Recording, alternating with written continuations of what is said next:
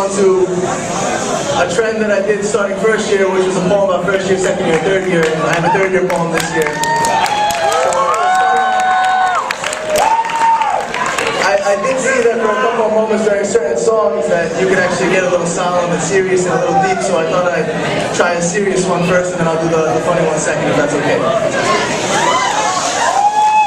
So this poem I actually wrote for a domestic violence awareness group event here at UNJ. And it's actually for third and fourth years that may have experienced something along these lines. For first and second years, you definitely will because of where we're situated and the epidemic that domestic violence is in our community. I faced her, a 20-year-old Hispanic female with no significant past medical history. The swelling above her left eye, the bruises on her arms and inner thighs still a mystery. She forced a smile, wore it like a mask. She flinched when I asked, "What's going on? Tell me what happened."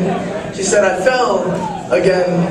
The lie stuck to her teeth like dried blood on broken skin. She tucked in her quivering lip and wrinkled her chin. Her eyes filled with tears, begging me to stop, asking. I fell down the stairs, slipped right from the top. I believed her. She had fallen far too deep, become a victim of violence, scars to keep. I dug a little more. "Who is he?" She snapped. "He loves me. You don't understand. Sometimes he just gets frustrated. He works really hard and then gets home really late." And she became defensive before I even could say another thing. She said that she didn't have to deal with this bullshit and told me to stop judging him. I apologized, realized she needed something for her broken arm, asked her about how she felt and told her I didn't mean any harm. I dressed the wound above her eyebrow, observed the marks of his love for her as much as she would allow, his black and blue fingerprints around her neck and her shoulder.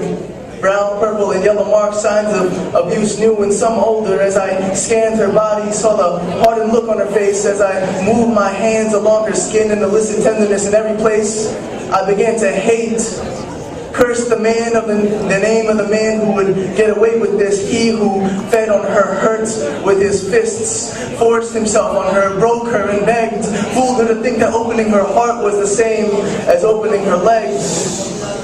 I placed a stethoscope to her chest, listened to the broken heartbeat, dreamed of getting the coward in my office just so we could meet where I would grab his soul by his throat, hold a scalpel to his peace, make him cry tears of regret until he promised to give her peace. He who used her innocence against her, stripped her of her dignity, and what scared me most, what I felt towards her, was not anger but pity.